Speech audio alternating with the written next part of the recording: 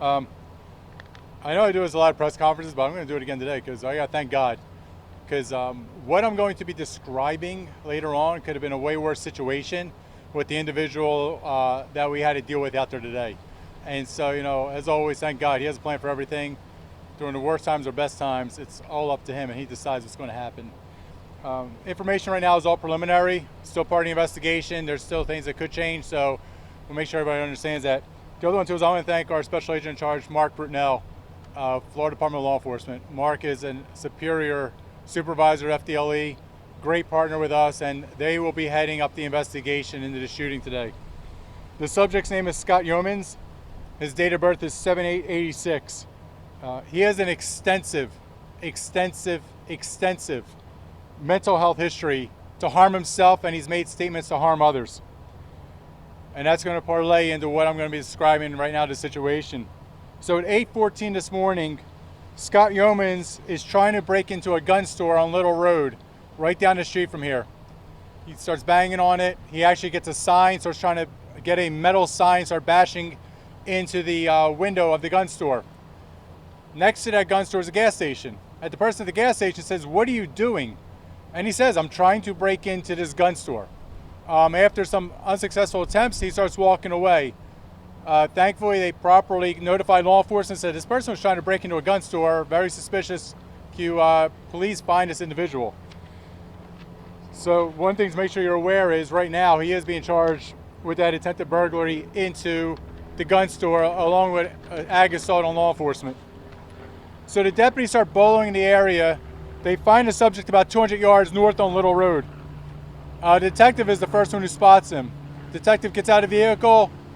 Immediately, the suspect pulls out a knife. The detective did the right thing. He yells out "knife" on the radio. Suspect has a knife. Deputies start flocking on scene. They had less lethal out there. They had a lethal weapon only because we didn't know what the suspect was doing. I want to give our deputies a lot of credit. They were doing everything in their power to de-escalate the situation. They kept pleading with the individual, "We will get you help." And he kept making statements like, "You won't understand, you don't know." And the deputies were just all chiming in, "Please, we want to get you help. We want to do everything to get you help." He wouldn't drop the knife. He basically would not, allow us to assist him. As they were still trying to set up with the less lethal to try to get a situation where they can end this peacefully, the subject started charging at the deputies with the knife. Simultaneously, they were firing lethal rounds and less lethal rounds at the subject. Let me make this abundantly clear, and we will release the video. We will show you it. The subject was in extremely close proximity to the deputies. He was charging at them with the knife. It wasn't like he was walking. He started in a dead-out sprint. He started trying to get there really quickly towards them. When you're in that short distance, you got to do everything you can, not only to stop that subject, but to protect your fellow deputies. And that's what they were out there doing. They were out there protecting each other, protecting the community against somebody who absolutely had a plan that he wanted to harm himself or somebody else. The subject, after he was struck with the tasers and gunfire, he hit the ground. He hit the ground with his head. As the deputies were put handcuffs on him and started rendering aid, the subject looked up at the deputies and said, "Thank you." Clearly, this person had a motive today that was going to harm somebody else, or, God forbid, he got into that store, he took the guns. What innocent person, what innocent child could have been harmed today because this person was stopped? So, the other part of the body-worn camera I want you all to see is the rendering aid that our deputies did. They were unbelievable. We train our deputies in TAC-MED, tactical medical issues, putting wounds on gunshots, bandaging up knife wounds if necessary. Watch that video. What the Pasco deputies did there was unbelievable today. And there's a lot of people out there that say, "Oh, just let them die." I get that. I understand what people have that kind of sentiment, but that's not who we are. We will render aid. We will do everything we can because our job is to stop the subject. And that's what they did today. they stopped him from harming somebody else out there. So again, I want to give all the credit to our deputies. They were phenomenal out there. They did one hell of a job. They protected our community. I want to thank them for everything they do day in and day out. Make no mistake about it. There is a clear line that connects mental health and violence. What this subject did today was tie that knot extremely close together. That's why I can tell you the amount of threats that our agency deals with, threat management unit, our calls keep escalating because people want to harm other people. That's something we have to deal with. And then the other part too, we need to help the mental health providers in all our communities, because people like this need continuous care. People like this do not need to be on the street. They don't need to be in a jail. They need to be a mental health facility where they're going to get continuous care. But at the same time is, when they risk the lives of our public, when they charge at our deputies, when they have a means to harm us or somebody else, they will be dealt with. And that's something we will absolutely do in the Sheriff's Office, and we will never apologize for protecting our community. So I would like to have Special Agent in Charge Mark Brutnell add a few words. Thank you, Sheriff. As the Sheriff said, FDLE is here on scene conducting the criminal investigation for the use of force. This happened at about 8:15 this morning in a very high congested, high traffic area.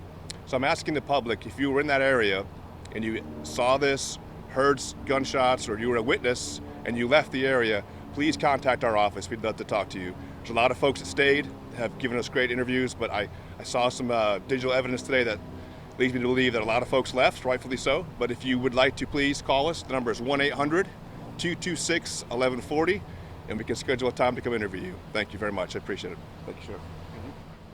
Thank you, Mark. Any questions?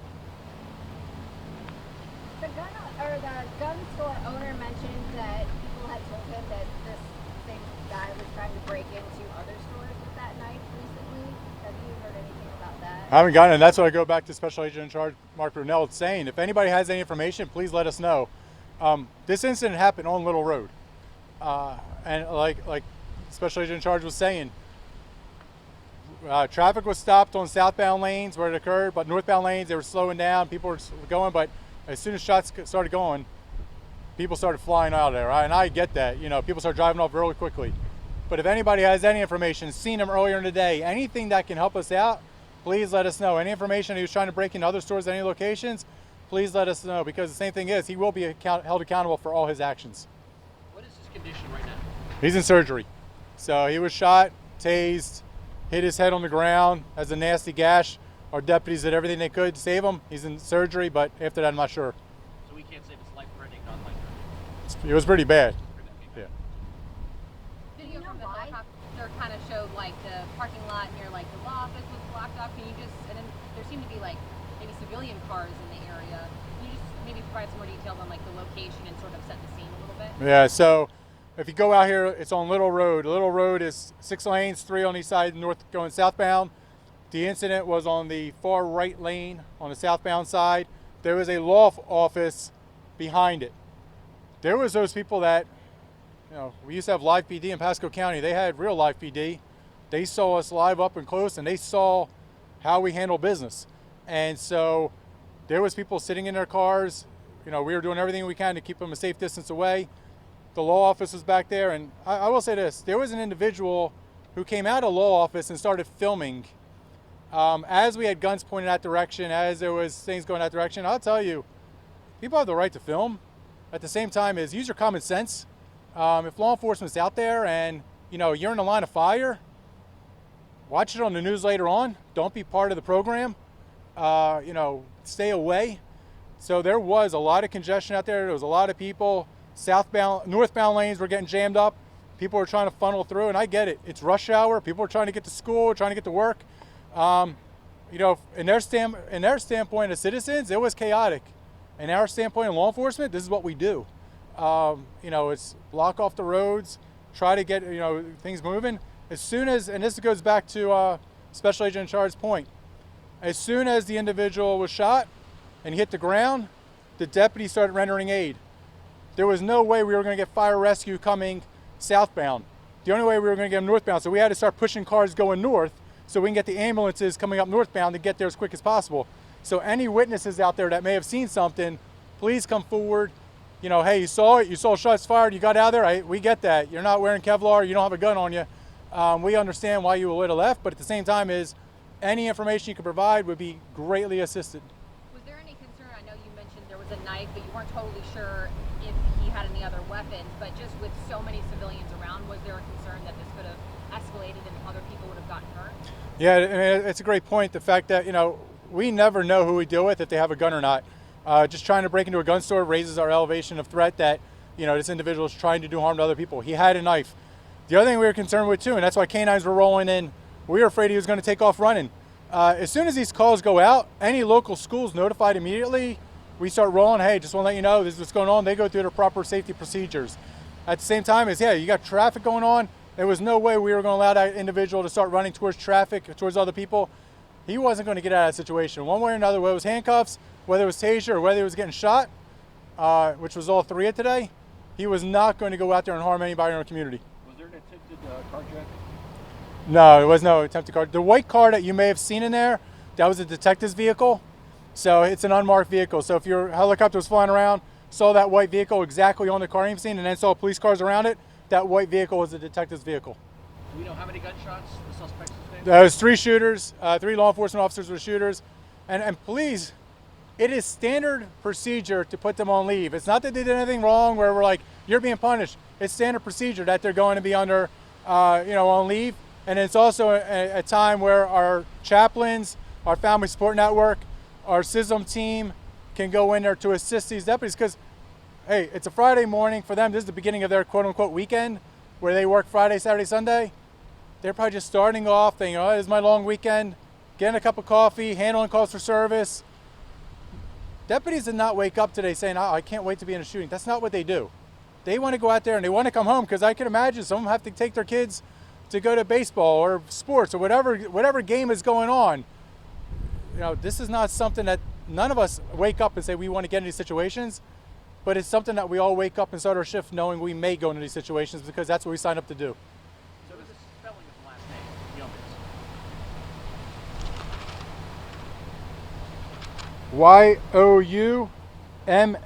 Youmans, first name Scott, 7886. You said this guy had a history of mental health issues. All right, we are just wrapping up a news conference there by Pasco County Sheriff Chris Nocco about an incident this morning in Newport Richey, a very busy area along Little Road around 8:15 this morning. During rush hour, a man was trying to break into a gun store. He was actually using a road sign to try and break the windows into the gun store. Somebody saw what was happening and called the sheriff's office. The sheriff then responded and they started talking to the guy. And they noticed that the guy pulled out a knife, the suspect. And this is all, of course, from Pasco County Sheriff Chris Nocco just telling us all of this information.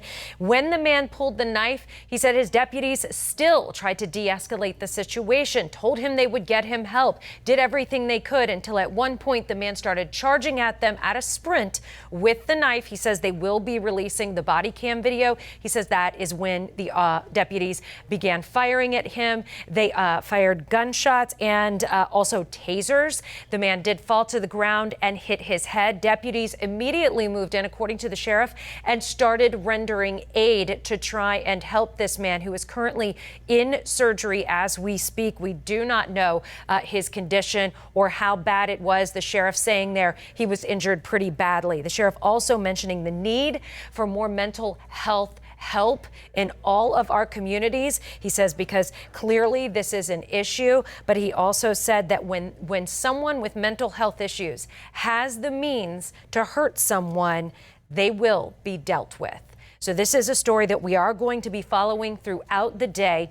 10 Tampa Bay's Aaron Parsegian is on the scene there gathering more information. And of course, as soon as we have any more information, we can send those updates straight to your phone through our free 10 Tampa Bay app.